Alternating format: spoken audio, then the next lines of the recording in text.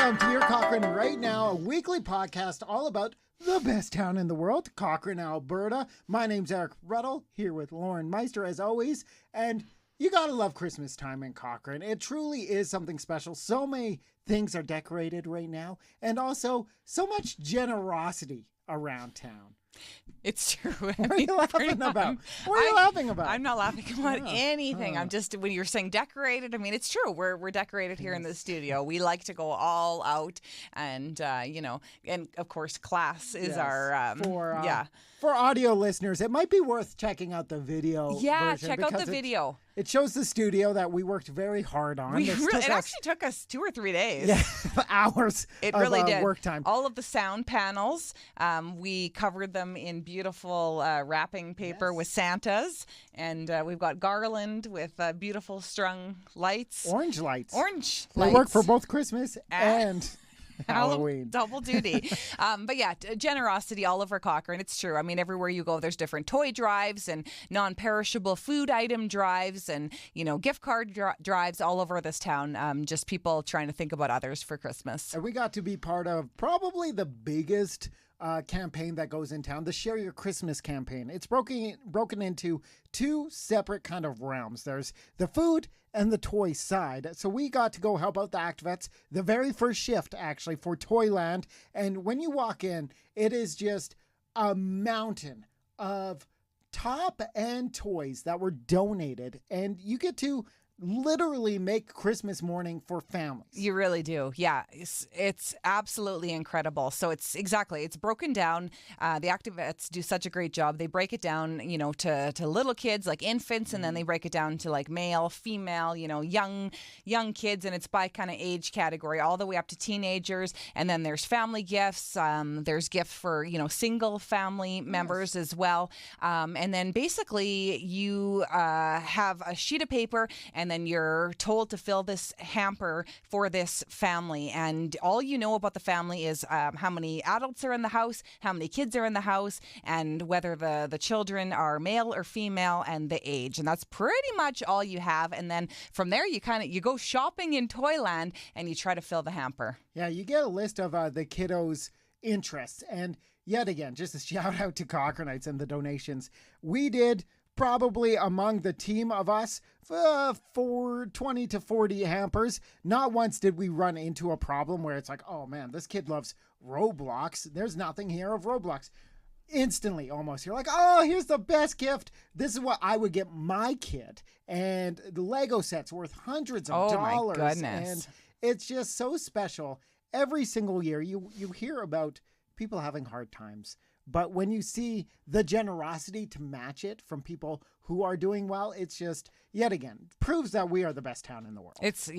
Honestly, the generosity just kept coming and coming. And even as we were kind of going through and doing this, the Activettes, the volunteers, the ladies there, they kept on stocking the table. So I remember a couple of times you and I, we were looking for a certain item, and then there was an Activette. She was adding more items. So we were kind of eyeing that up. We're like, oh, maybe this would be a better item to add. So we had to wait to see what she was adding. So yeah, it was pretty cool to see. So those will all go out later on this month, helping over 400 families in the area. Super cool. And something else super cool that happens in town. Of course, we all have our Santa photos. You sit on his lap. You're at a mall. You're at a different place in town. I feel like Cochrane, it has one of the most rare Santa photo opportunities in all of Canada, if not North America. I don't know if Santa does this really in any other community. And why Cochrane? I don't know. Why not? Because Cochrane's the best town in the world. So underwater Santa photos are coming back to Cochrane for the 2nd season.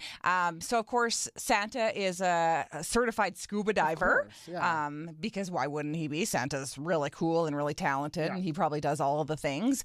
And so he's offering underwater Santa photos over at SLS Center once again. And all you got to do is bring, a monetary donation or a food bank donation, and you can get that sweet, sweet photo underwater. You got it last year, right? Yeah, I went with my was it kids like? last year. It was such a cool experience.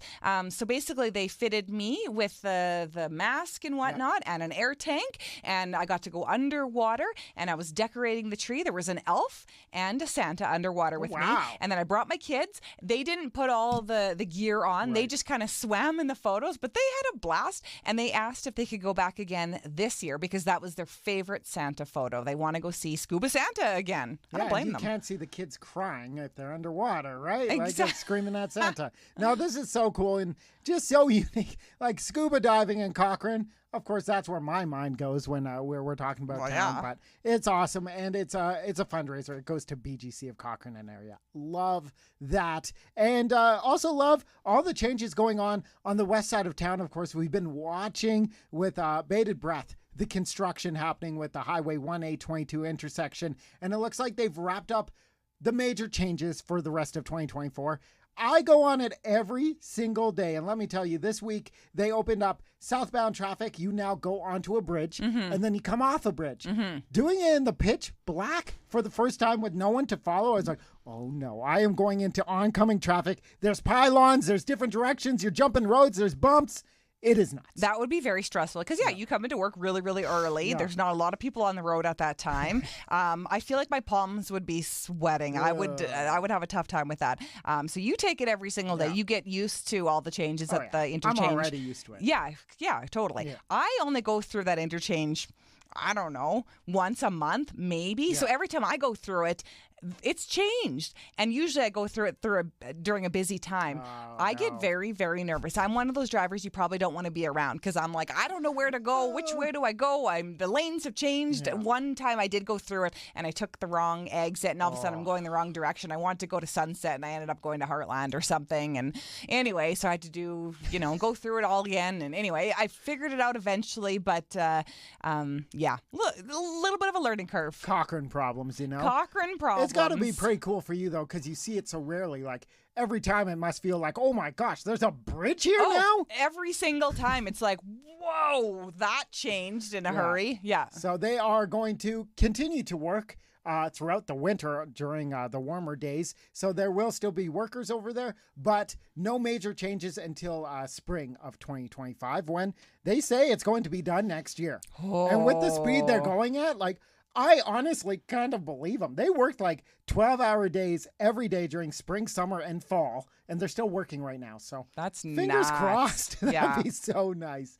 And we got to meet some very cool teens here in town, Kenzie and Monroe. So when you were 12 years old, did you start your own business? No, I'm a couple years older than 12, and I still have not started my own business. And they are trying to change up Christmas. So, of course, if you want a real Christmas tree, you go out and you either buy one or you go to the forest and you cut it down. You have a holly jolly time. And then once the holidays are done, you're like, bye tree. Yeah, see you later, tree. You leave it on the curb and then the truck comes and picks it up. Yeah. Does Cochrane still do that? Yeah. Oh yeah. Really? There's always like the curbside pickup after Christmas. Yeah, I haven't had a real tree since like just when I got married and my wife didn't water it, so it's just dying and the carcass was on. So no. They still do that. Well, you won't even need to know that if you use their service because these two 12-year-olds have 25 potted Christmas trees that they plan on delivering to people. You can decorate them, and then after the holidays, you put it back up on your step. They'll come and get it and then plant it on a farm. I love this. And so they do all the work for you. You can feel good knowing that you're not, doing any harm to the environment. And they've named all of the trees as well. How much fun is that? Oh, I know, exactly. It's they're all Brooklyn Nine-Nine characters because the two of them just love that show. So, hey, if you want Amy, I think she's still up for grabs. But this is so cool. And yet again, talking to teens here in town, it's not rare to talk to like 12 to 14-year-olds who are like, yeah, I'm starting a business. I crochet animals and I'm making more money than you do. It's pretty well pretty done. Much. And of course, one of the biggest holiday traditions comes back this year, this weekend. So we're recording this on Friday. Sunday, December 15th, the holiday train is rolling into And town. this is huge. I mean, every single year people are always like, is the holiday train coming back to Cochrane this year? And, last year, of course, we're like, no, it's only every second year. So this is the year. Sunday, it's going to be 3 o'clock or so. Yes. It's rolling into town, and it is going to be a party. So it's, of course, going to have live music. It's going to be entertainment. And, of course, it's a fundraiser. They're collecting non-perishable food items, money donations, monetary donations for the food bank. Yeah, I believe last time we did this, so 2 years ago, the food bank got about $18,000. So that's really awesome. And it was so cold. It was so cold, my phone stopped working. And it was a Tuesday, probably well over 1,500 people down there. Now it's a Sunday. Kids aren't in school. It's going to be warm.